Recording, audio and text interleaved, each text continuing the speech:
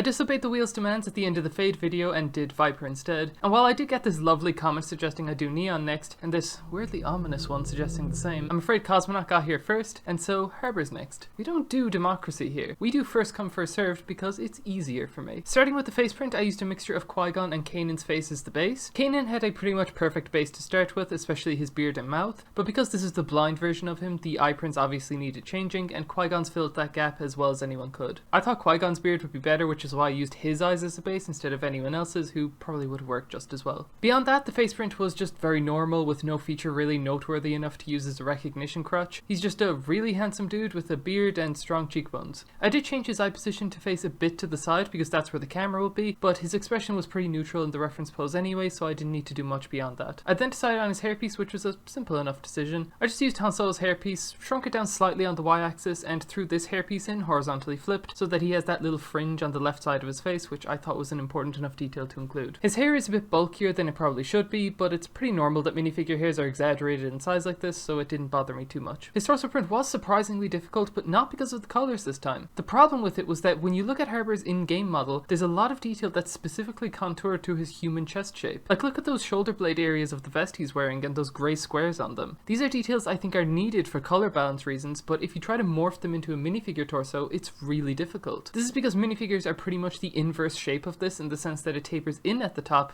instead of bulking out like his broad shoulders do. This meant I had to either sacrifice those grey details altogether, or sacrifice the open collar flap on that side to accommodate it. This was a tricky balancing act, but I think I managed to pull it off. Beyond that, I put those two belts up on his stomach area a bit, because the area under that kind of needed to be on his hip piece, and the alternative was just a really large flat area of no detail, and I do try to avoid that wherever possible. There was a fair bit of masking to do, but surprisingly it wasn't that bad in terms of choosing what colours to use. There was a bit of a gradient on the actual character that I couldn't really do, but I thought the base colours of sand green, bright bluish green, and medium yellowish green, god, LEGO really do have a way with naming their colours, huh? Worked pretty well, even though they are a bit on the vibrant side. His hip piece was extremely simple. It was mostly just straight lines and the allusion to finishing the print on the legs. This is an area of the figure I think I fucked up a little, because I intended on finishing the print for that grey square in the bottom of that yellow strap on the legs, but that made the leg prints too compressed, so I ended up scrapping them and never updated the hip print. Kind of annoying, but it's not the first or the last time I'll have lost detail on the transition from the hip to leg pieces, so I guess it's not the worst thing to ever happen. The leg print, as I mentioned, was way denser in detail than I expected. From the knee pad area and downward was fine. The only difficulty was that I decided halfway through to give him dual molded legs instead of high tops printing, but that was an easy enough adjustment to make. The main problem was trying to continue the print from the hip piece with that grey box. I tried my best, but as you can see, it just compressed the other grey pocket area under it just way too much. It also led to this big blank space of no detail to its right, so I just erased it and stretched these other details to fill the gap up, which I think just looked way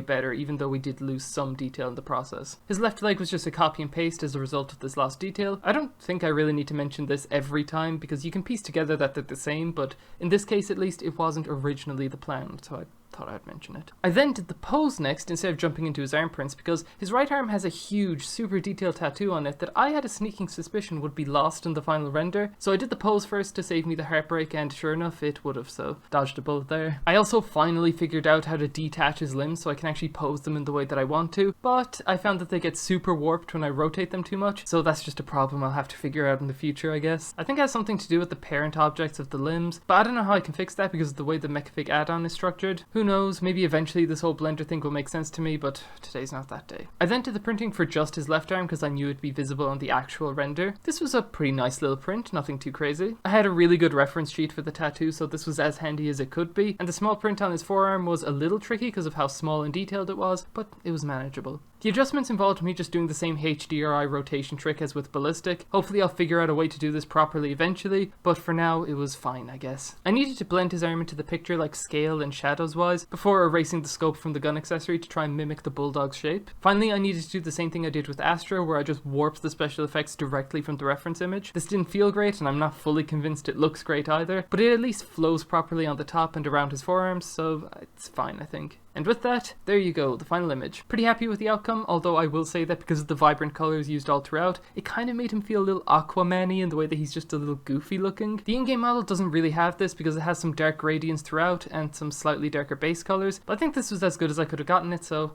Oh, whatever. And now we spin the wheel to see who's next. Honestly, spinning the wheel is just exciting to me and it gives me someone to do in case nobody suggests anyone else. But I'm very easily swayed and will quickly buckle to the first comment telling me to do someone else. Unless I really want to do this character, I guess. I don't know. Let's just spin.